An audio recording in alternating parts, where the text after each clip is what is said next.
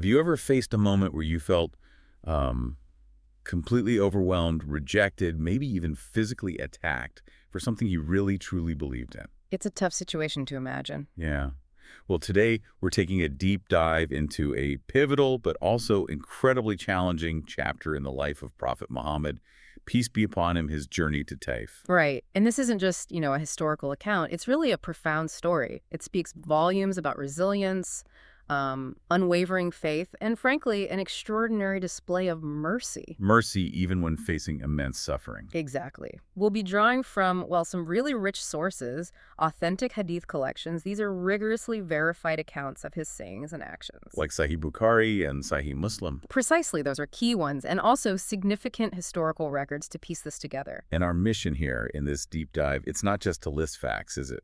We want to kind of dig deeper. Yeah, to pull out those surprising insights, maybe those aha moments that are hidden in this experience. What can this story really teach you about getting through hardship, about Okay. responding with grace? Mm-hmm. So to really get the significance of this Taif journey, we first need to understand what was happening back in Makkah, right? Absolutely. The context is critical. Because the hostility, the oppression against Prophet Muhammad, peace be upon him, and his followers, it was really escalating. By the 10th year of his prophethood, things were, well, pretty bad. Dire, Yeah. really. You had that 3-year social boycott in Shababi Tali.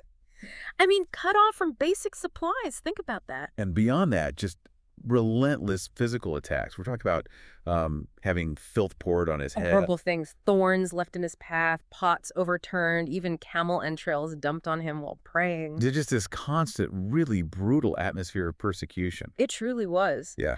But, despite all these severe trials, the prophet showed just immense patience and unwavering resolve. Yeah. There are accounts of him comforting his daughter Fatima during these times, telling her essentially, don't worry, Allah will protect your father. So this extreme opposition, it just wasn't letting up. It made it clear that, well, the message needed new ground to have a chance to grow. Which is why he looked outside Makkah, towards Taif. Exactly. That's what led him there. And Taif wasn't just any random place, was it? It sounds quite appealing on the surface. It was. Descriptions paint it as a really beautiful, fertile valley, maybe 40 miles or so from Makkah. Right, known for gardens, mountains. I read that many Meccan leaders even had summer homes there. That's right. And importantly, it was home to the Taif tribe, a powerful tribe. Who were influential and even had kinship ties back to the Quraysh in Makkah. Yes. So you can see why perhaps there was hope. It looked like a potentially promising new horizon. Okay, so the hope was definitely there. The journey itself, it took place in that 10th year of prophethood, specifically in the month of Shawwal. And he didn't go alone.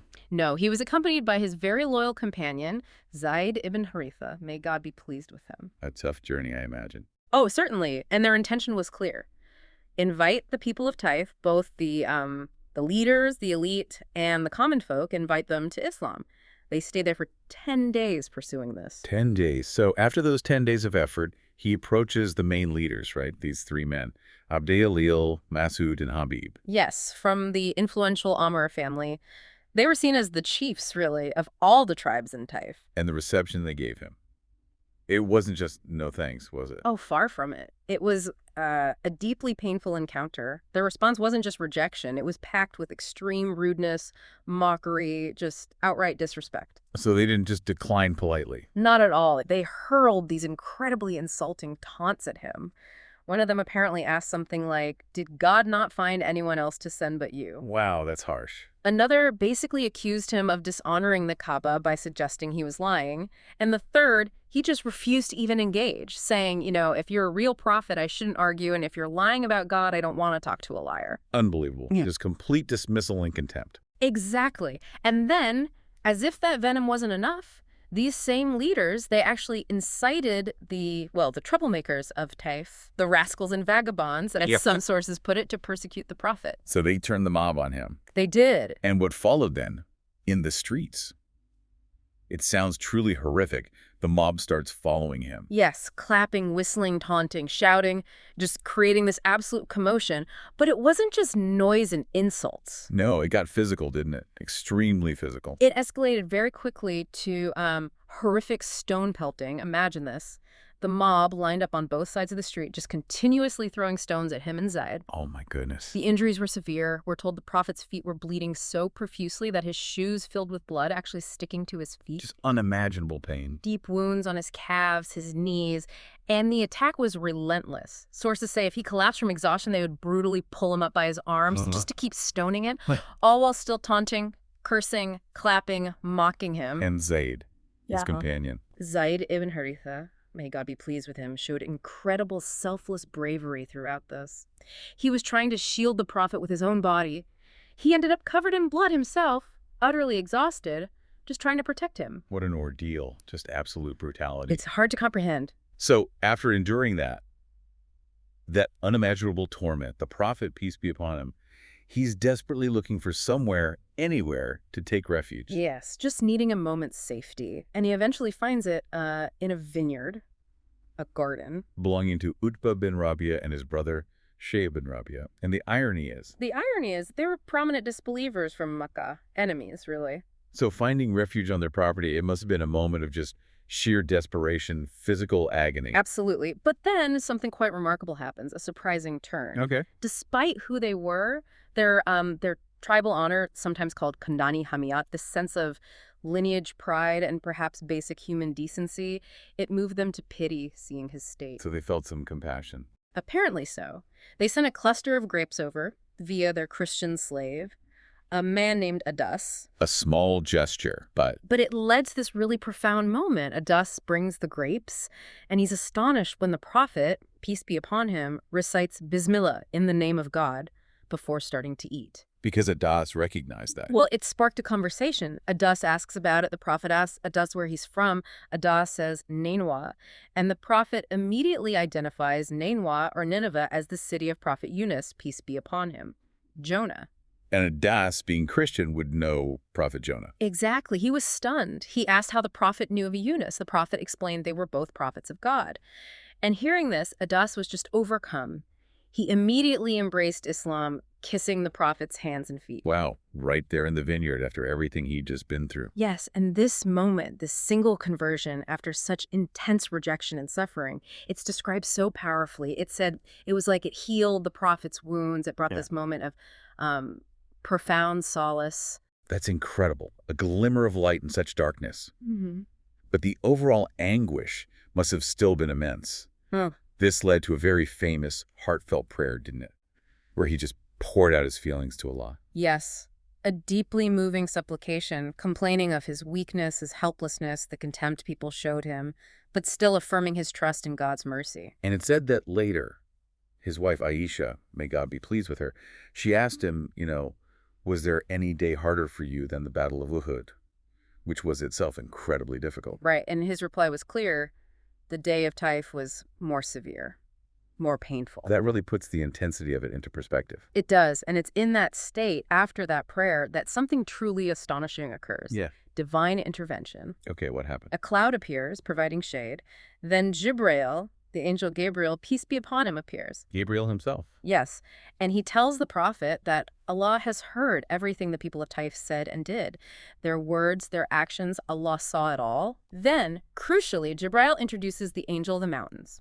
And this angel makes an offer. He says, if the prophet wishes, he will crush the people of Taif between the two mountains, flanking the area Abu Kubais and Kaikwan. Total annihilation offered. Retribution. Exactly. The power to inflict immediate, devastating revenge for the horrific treatment he just endured. And his response, this is the core of it, isn't it? It truly is. His response is just unparalleled in its mercy. He refused the offer. He didn't want retribution. He turned it down after all that. He it down.